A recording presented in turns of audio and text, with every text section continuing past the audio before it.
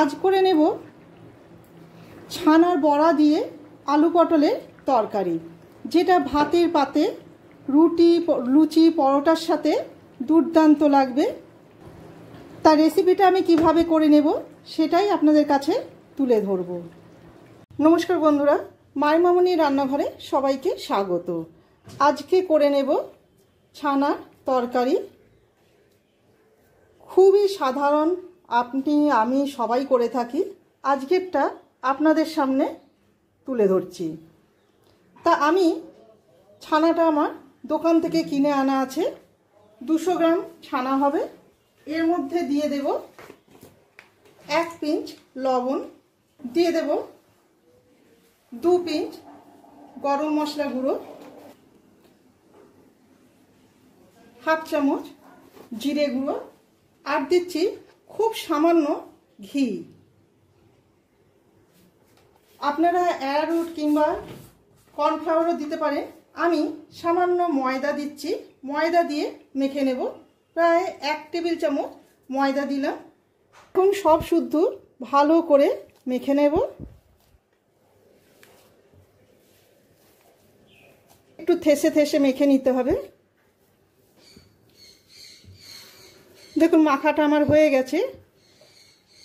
মাখাটা পারফেক্ট হয়েছে বুঝলে কি করে বুঝবেন যে এই যে গায়ে যে লেগে আছে এই লাগাটা থাকবে না, একবারে প্লেনভাবে সব শুদ্ধ চলে আসবে। এবার এখান থেকে ছোট ছোট বলের আকারে, নয়তো আপনারা একটু লম্বা করতে পারেন, যে কোনো একটা। আমি এই ধরনের করে নিচ্ছি, আকার দিয়ে দিচ্ছি।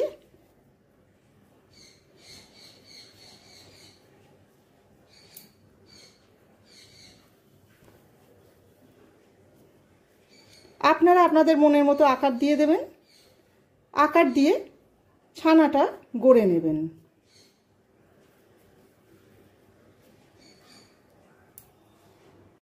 গ্যাসে কড়া বসিয়ে গ্যাসটাকে অন করে দিয়ে প্রথমে আমি সাদা তেল দিয়ে দিয়েছি, আর পরে আমি ভর্তি 1 চামচ ঘি দিয়ে দিলাম।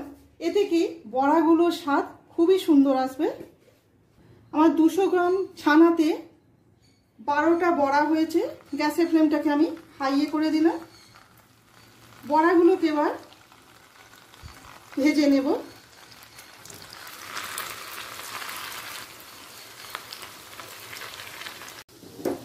একটা পিঠ ভাজা হয়ে গেছে, এবার অপর পিঠটাও ঠিক একইভাবে ভেজে নেব।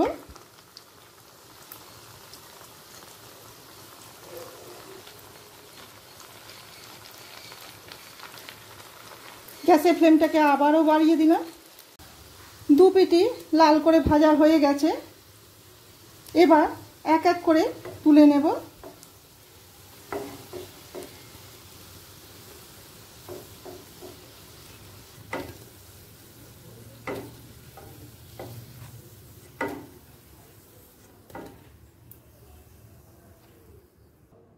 ওই একই তেলের মধ্যে আমি আলু আর পটলটা একই সাথে ভেজে নেব।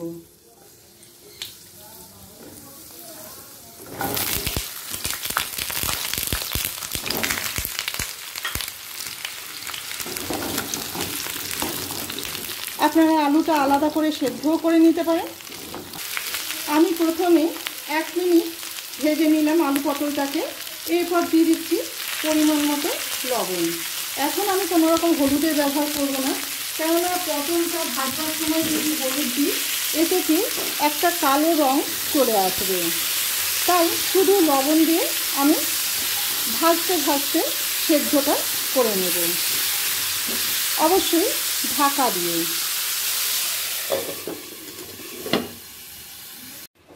মাঝখানে এসে একবার ওপর নিচ করে দেব, যাতে সব দিকটা সমানভাবে সেদ্ধ হয়ে যায়।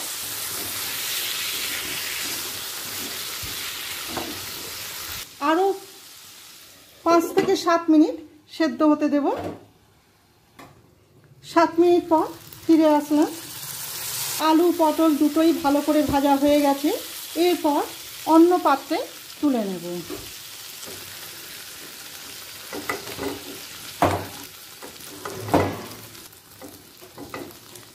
খুব সামান্য তেল আছে, আরও একটুখানি প্রায় 1 চামচ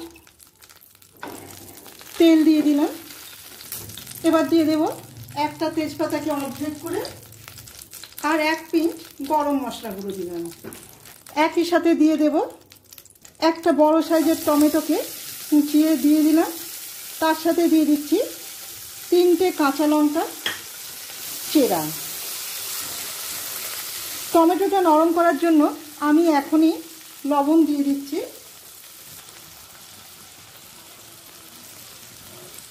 হাফ চামচ হলুদ গুঁড়ো। টমেটোর সাথে ভালো করে মিশিয়ে নিচ্ছি।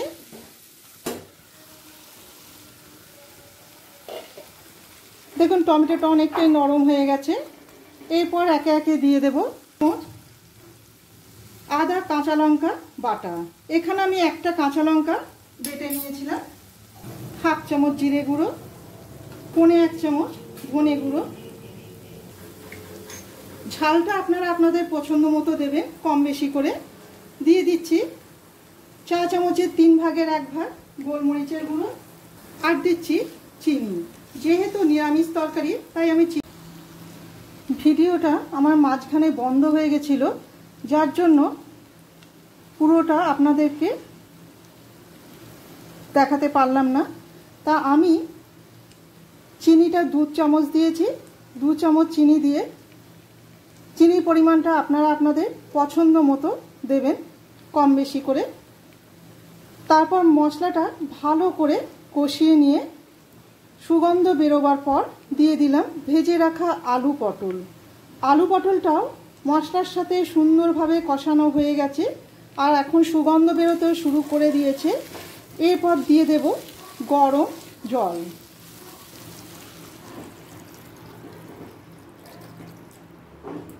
গরম জলটা দিয়ে ফুটতে দেব। ঝোলটা ফোটা পর্যন্ত অপেক্ষা করব। ঝোলটা ফুটতে শুরু করে দিয়েছে। এই সময় দিয়ে দিচ্ছি ভেজে রাখা ছানার বড়া।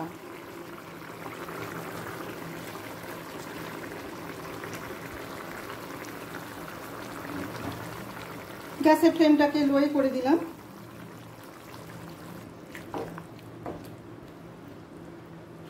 আবারও একটু হাই ফ্লেমে করে দিচ্ছি, যাতে বড়ার ভেতরে রসটুকু ঢোকে।